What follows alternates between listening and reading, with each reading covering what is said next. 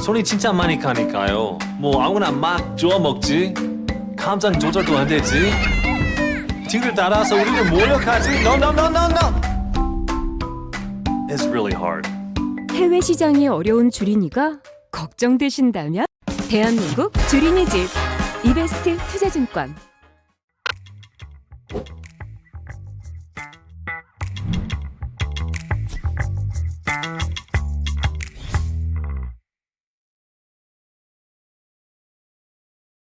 네, 안녕하십니까. 안녕하십니까. 이번 주도 인사드립니다. 저는 이버스트 투자증권 해외 주식 영업팀에서 근무를 하고 있는 권준국입니다. 이번 주도 역시 마찬가지로 저희 당사에서 발간되는 해외 기업 리포트를 통해서 해외 주식과 관련된 이야기를 나눠보려고 하는데요. 이번 주도 역시 한 분 모시고 이야기 나눠보도록 하겠습니다. 오늘 모시게 된 분은요, 이베스트 투자증권 리서치센터에서 지금 스몰캡 섹터 담당하고 계시는 정홍식 연구원님 모시고 이야기 나눠보도록 하겠습니다. 연구원님 안녕하십니까? 네, 안녕하세요. 안녕하십니까? 오늘 이야기 나눠볼 기업이 이제 에브넷이라는 기업인데 사실 네. 이제 이 기업은 해외 주식을 주로 거래를 하시는 분들도 조금 생소하실 것 같아요. 네, 그래서 저는 중소형에서 담당하고 있어서 좀 네. 시가총액 5조 대 작은 기업입니다. 이 기업에서 어떤 기업인지에 대해서 네. 먼저 간략하게 좀 소개 좀 부탁드리겠습니다. 그렇죠. 해외 주식을 하시는 분들이 해외 주식 그대로 바라보신 분들이 있는데 이 기업은 오히려 이해하시기 편하게 국내 주식을 갖고 해외 주식을 바라보는 관점을 설명드릴게요. 이 종목명들을 들어보셨는지 모르겠는데 유니퀘스트, 메커스, 유니트론텍 이런 조그만 회사들이 있습니다. 시가총액이 뭐 한 1000억 언더도 있고 1000억대, 2000억대 회사들이 있는데 이 기업들과 똑같은 사업 구조를 가지고 있습니다. 사업의 내용은 굉장히 간단해요. 뭐냐면 비메모리 반도체 유통하는 기업입니다. 유통이라 그래서 단순히 물건을 갖다 파는 게 아니에요. 어떤 느낌이냐면 국내에 있는 기업들을 예로 들게요. 저희가 다 알고 있는 뭐 퀄컴, 브로드컴, 엔비디아, 뭐 르네사스 이런 기업들이 글로벌리하게 큰 비메모리 반도체 업체들인데 그 기업들은 일단 매년 성장합니다. 아마 그래프 그려보시면 중장기적으로 과거 10년치 그래프 그려보시면 매년 성장해요. 그리고 앞으로도 성장할 가능성이 좀 높다라고 보고 있죠. 이거는 제가 추정은 못해요. 저는 IT 담당자는 아니에요. 네, 이런 느낌으로 보시면 돼요. 이번 CES에서도 화두가 4단계, 자율주행차 4단계 상용화입니다. 무슨 얘기냐? 차량용 반도체 급증해요. 아무래도 급증할 수밖에 없습니다. 자율주행차 늘어나면 늘어날수록. 그래서 최근에 우리나라에서 나온 연구 결과에는 뭐 2035년까지 연평균 40% CAGR로 자율주행차 관련 아이템이 증가할 것이다. 이런 밝은 시장 전망치를 내놨습니다. 몇 퍼센트인지는 저도 몰라요. 제가 전망하는 건 아니니까. 확실한 거. 자율주행차 관련된 산업은 커질 거고 거기에서 가장 많이 늘어나는 거는 차량용 반도체일 것입니다. 그 차량용 반도체, 그 중에서도 비메모리 반도체가 가장 많이 늘어나죠. 왜냐하면 연산을 해야 되니까요. 그래서 그거 관련된 글로벌 업체들은 실적이 계속 올라갈 거예요. 물론 한국에서도 이런 비메모리 반도체 관련된 경쟁력 있는 기업들이 많으면 좋겠지만 아시다시피 그렇게 많지는 않은 것 같아요. 제가 잘 모를 수도 있고. 그래서 차라리 이럴 거면 글로벌 비메모리 반도체 칩 메이커들 실적 따라갈 수 있는 업체들 보자. 그런 관점으로 한국에서는 뭐 유니퀘스트, 메커스, 유니트론텍 말씀드리는데 그거의 글로벌 판입니다. 에버넷. 똑같이 글로벌리하게 비메모리 반도체 칩 메이커들이 있잖아요. 그들의 상품을 매입해서 갖다 파는 거예요. 그런 회사다라고 보시면 될 것 같습니다. 그럼 아까 그 주요 비메모리 업체들의 네. 실적에 대해서도 간략하게 말씀해 주셨는데 네. 그럼 그 이 에브넷의 이 실적 최근 몇 년 동안의 이 실적 동향 같은 경우는 또 어떻게 됐었나요? 일단은 상승을 보이고 있죠. 지금 작년, 재작년에도 계속 올라가고 있는데 그 이유가 최근에 자동차 쪽 관련된 것들도 되게 많고요. 특히나 에브넷이 많이 하고 있는 FPGA 반도체라는 게 있어요. 그게 많이 늘어납니다. 우선 이해하시기 편하게 사업 구조에 대해서 좀 다시 한번 설명드릴게요. 네. 그냥 물건을 단순히 갖다 판다. 이거 아닙니다. 뭐냐면 비메모리 반도체 특성이 뭐겠어요? 다품종 소량 생산입니다. 그래서 고객사들이 굉장히 많죠? 엄청나게 많은 고객사들이 예를 들어서 어떤 A라는 반도체 장비 업체가 이제 칩을 구성함에 있어서 어떤 칩은 지금은 성능 60%, 그 다음엔 70%, 그 다음 년에는 80%의 성능을 구현하는 칩을 끼고 싶어요. 근데 이 칩이 어느 회사에서 만드는지, 그리고 기술적인 발달 단계가 어떻게 되는지, 다수의 제품을 가지고 굉장히 많은 빈메모리 반도체 업체들과 더 많은 고객사들이 직접 이렇게 다 유통을 못 합니다. 물건을 주고받지 못해요. 예를 들어서 고객사가 퀄컴한테 이러한 칩이 뭐가 있나요? 라고 문의를 줘봐요. 답이 안 올걸요?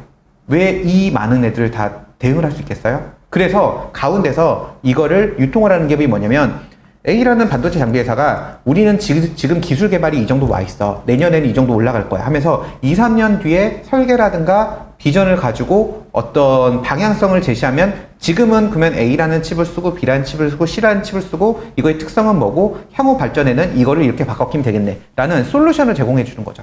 그래서 단순히 유통이 아니라 솔루션을 제공하는 기업이라고 보시면 될 것 같아요. 그래서 이 산업이 존재할 수밖에 없다라고 얘기가 나오고, 그리고 글로벌 비메모리 반도체 시장이 성장하면 같이 따라 성장한다라고 보시면 될 것 같습니다. 여기까지 그냥 사업 내용을 바로 이해하시면 될 것 같고, 질문 주신 거 거기에 대해서 실적이 최근에 개선이 되고 있죠. 이유는 예를 들어볼게요. FPGA 반도체. 국내에서도 FPGA 반도체를 공급하는 회사는 메커스라는 상장사랑 에브넷 코리아가 있습니다.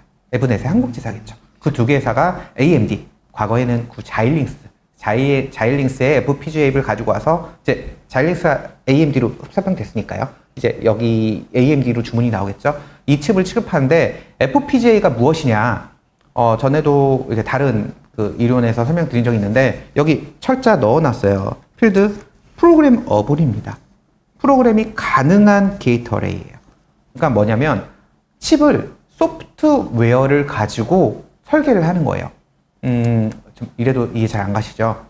좀 쉽게 설명드리면 비메모리 반도체라는 게 저희가 알고 있는 CPU, GPU, AP 이런 범용적인 거, 어떤 성능에 어떤 걸 끼워 넣어야 되겠다라는 것들을 딱딱 보면 알잖아요. 그래서 저희 컴퓨터 한번 보더라도 얘는 i3다, i5다, i7이다 뭐 이런 식으로 칩셋을 넣는 거죠. 그 범용화된 걸 갖다가 필요한 성능을 넣는 거예요. 그런 것들을 넣는 범용 비메모리 반도체가 있고요. 그리고 주문형 비메모리 반도체, 다 케이스 바이 케이스로 연산 작업을 하는 거죠. 더욱더 다품 종 소량인 거죠. 그래서 그런 주문형 비메모리 반도체, ASIC 같은 경우가 그렇게 설계 작업을 많이 해가지고 만들어지는데, 그 ASIC 같은 주문형 비메모리 반도체가 문제가 뭐냐면, 문제라기보다는 설계하는데 시간이 걸리겠죠.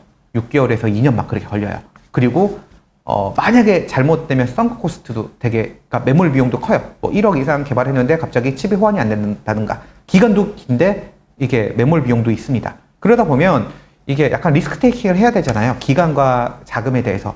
그래서 그 중간 단계, 이제 FPGA가 생겨난 거예요. 한 3개월 만에 칩셋을 이제 만들 수 있는 거죠. 이거는 기본적인 바탕 화면에 이제 소프트웨어로 넣는 거예요. 예를 들어서 이런 리포트 하나 보시면 워드 안에 이게 다 작성됐어요. 그게 아니라 이거 다 툴 다 있는 거예요. 여기다가 그냥 숫자만 넣으면 되는 거죠. 약간 이런 식으로 표현하면 맞을 것 같아요. 이게 FPGA 반도체인데, FPGA 반도체는 굉장히 빠르게 성장하고 있습니다.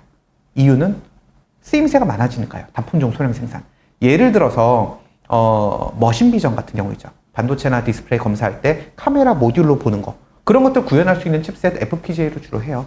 그리고 조금 더 시간이 지나서 자율주행 배달 로봇, 뭐 사실 뭐 엄청나게 속도가 빠른 시속 100km 달리는 자동차는 여러 가지 뭐 다른 게들이 있겠지만, 자율주행 배달 로봇, 뭐 사람이 걷는 것보다 좀 빨라요. 그런 것들을 라이다 쓰는 것보다 카메라 모듈 쓰는 게 가격이 더 저렴하거든요. 물론 어떤 카메라 모듈이냐 라이다에 따라서 다르겠지만, 일단 그런 식으로 간다면 우리 생활에 일상적으로는 이 머신 비전과 카메라 모듈, 그런 걸 구현할 수 있는 FPGA 굉장히 많이 늘어날 겁니다. 그런 부분들 좀 괜찮을 것 같다라고 보시면 될 것 같고, 특히나 최근에 많이 늘어나고 있는 것들은 그 데이터 센터 쪽, 그쪽 물량들 많이 늘어나고 있고요. 특히나 뭐 글로벌 전쟁이 있어서 방산 관련된 제품들도 사실 그 칩 구현 다 해야 되잖아요. 그런 것들도 FPGA 수요 많이 늘어나고 있는 걸로 알고 있습니다. 거기다 이제 차량용도 많이 늘어날 거고요. 그런 식으로 비메모리 반도체 유통인데 약간 FPGA도 많이 다루고 있다. 약간 이런 느낌으로 보시면 될 것 같습니다. 사실 이게 아마 특히 워낙 그 미국의 대형주 같은 경우에는 사실 이제 워낙 정보 같은 게 많다 많이 네, 그쵸. 보니까 네. 어떤 내용들 뭐 뉴스나 이런 거 사실 많이 나와서 네. 접근하기가 조금 쉬울 것 같은데 사실 이런 스몰핏 같은 경우에는 이 기업이 어떤 내용을 갖고 있고 네. 또 어떤 소식들이 나오는지 사실 이제 일반적인 투자자분들이 사실 체크하기는 조금 어려운데 그러면 네.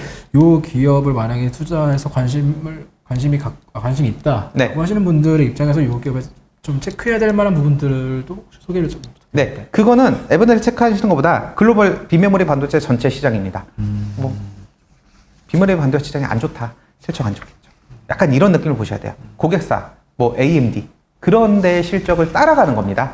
그러니까 만드는 게 아니에요. 유통하는 기업이에요. 그래서 전방은 오히려 좀 더 명확할 수는 있어요. 예측하는 건 쉽진 않지만 그 글로벌 비메모리 반도체들 시장이 되게 좋다. 약간 그런 느낌으로 보신다면 약간 따라가는 거죠.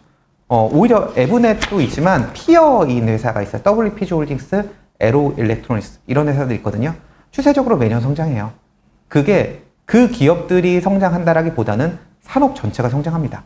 국내에 있는 유니퀘스트, 메커스, 유니트로텍 마찬가지예요. 매출액 매년 올라요. 왜냐면 그냥 비메모리 반도체가 더 많이 사용되고 있으니까요. 우리 눈앞에 보이는 IT 디바이스가 다각화되고 있으니까요. 약간 그런 느낌으로 접근하시는 걸 좀 권해드리고요. 사실 일일이 세부적으로 보는 거는 다 쉽진 않죠.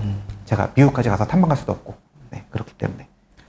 그럼 아까 그 전방 주요 글로벌 비메모리 기업들의 실적을 어느 정도 따라간다라고 말씀해 주셨는데 네. 사실 지금 이 주요 반도체 기업들의 실적이 사실 이제 2022년 하반기 이후부터 네. 해가지고 조금 더 훼손되는 이 내용들이 조금 많이 나오다 보니까 아마 네. 반도체 기업에 접근하시는 투자하시는 분들의 좀 우려가 좀 커지시는 것 같은데 그러면 네. 그런 관점에서 봤을 때 에브넷도 2023년에는 어느 정도 조금 이익이 훼손될 가능성이 있다라고 봐야 될까요? 네, 영향이 없진 않습니다. 당연히 있습니다. 글로벌 경제 침체라든가 전체적인 그 반도체 수급 상황에 따라서도 있습니다. 다만 메모리보다는 좀 덜하지 않을까요? 그런 느낌이고, 그리고 제가 보는 거는 단기적인 관점에서 뭐 보는 게 아니에요. 중장기적으로 성장했었습니다. 그리고 또 이렇게 보시면 돼요. 2022년에 성장을 많이 했습니다. 근데 주가는 별로 안 올랐어요. 이런 느낌이에요. 그래서 실적 성장이 있었던 시기에 주가는 별로 반응 못했어요. 물론 시장 전체가 그런 것도 있었지만. 그렇다 보면 3년에는 제가 보기에 성장률은 2022년 대비는 둔화되지 않을까요? 물론 제가 함부로 예측할 수는 없습니다. 그런데 아마도 시장 상황을 놓고 본다면 둔화될 가능성이 있죠. 대신 실적이 개선됐을 당시에 주가가 반영을 안 했던 그런 상황이 있었기 때문에 뭐 그렇게 아주 리스키하다고 보기에는 좀 네, 그거에 대해서는 좀 고민해 보셔야 될 것 같습니다. 사실 주가는 제가 못 맞춰요. 그런데 주가 못 맞히는데 전방이 비메모리 반도체 관련된 기업들이다. 그 정도에 따라갈 것이다, 실적이. 그리고 시장 상황도 그쪽을 따라갈 것이다. 그런 느낌으로 보시는 게 좀 좋을 것 같고, 오히려 역으로 에브넷을 보고 국내 기업을 보시는 것보다 국내 기업인 유니캐스트, 메커스, 유니트론텍, 그 중에서 유니캐스트랑 메커스, 특히 메커스는 FPGA까지 제품까지 동일하기 때문에 그런 쪽에 많이 비슷하게 연동되지 않을까라는 생각도 듭니다. 그래서 좀 접근성은 어려울 수는 있는데 오히려 이해하시긴 편한 기업일 수도 있어요. 복잡하지 않으니까. 그러면 만약 이제 이 에브넷에 만약에 접근을 한다라고 했을 때 네. 좀 투자자분들이 이 내용은 조금 계속적으로 트래킹을 해서 관심을 보이시면 좋을 것 같다라는 주 내용도 볼 수 있을까요? 네, 결국은 AMD 같은 전반 기업의 실적인 거죠. 네. 그런 데를 좀 보셔야 될 것 같습니다. 그러니까 비메모리 반도체 관련 산업에 대해서 향후에도 추세적으로 성장할 것이다. 그렇게 보시면 관심을 가지시고 관심이 없다. 그럼 역시 아닌 거죠. 네, 다만 이제 만드는 기업들은 경쟁력을 따져야 되는 거잖아요. 경쟁력을 따져야 되는데 이 기업은 그냥 그 기업들이 성장하면 유통하는 거니까 따라가는 거죠. 네, 그런 느낌으로 보시는 걸 좀 권해드립니다. 근데 대신 멀티플이 높진 않아요. 다른 기업들보다. 이유가 뭐냐?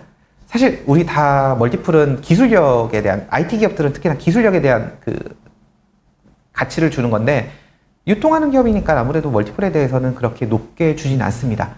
에브넷뿐만 아니라 WPG 홀딩스나 에로 일렉트로닉스 전부 다 똑같아요. 국내에 있는 기업들은 더 저평가되어 있어요. 그래서 그 부분은 감안하시고 멀티플이 리레이팅 된다 안 된다 그거는 제가 함부로 말씀드릴 수 없습니다. 그래서 그냥 실적이 올라가는 정도를 따라가는 걸 트래킹하는 게 어떨까? 약간 이런 느낌으로 접근하시는 걸 권해드립니다. 혹시 조금 성장하는 전방 산업에 따라서 어떻게 보면 국내의 중소형 기업들 관심 많이 보시는 분들이 사실 이제 해외에서는 사실 투자하기가 쉽지가 않은데 네.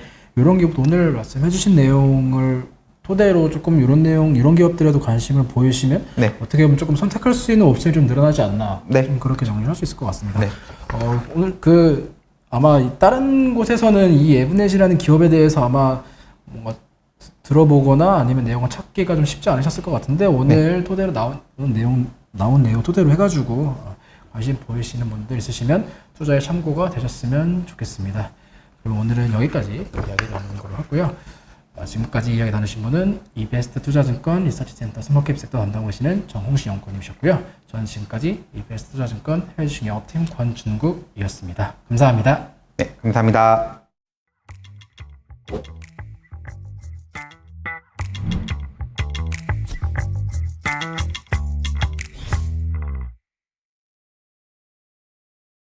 친구들은 아무거나 막 주워 먹지? 파란불 빨간불에 흥분하지? 친구들 따라서 우르르 몰려다니지? 시장이 어려운 주린이가 걱정되신다면 대한민국 주린이 집 이베스트 투자증권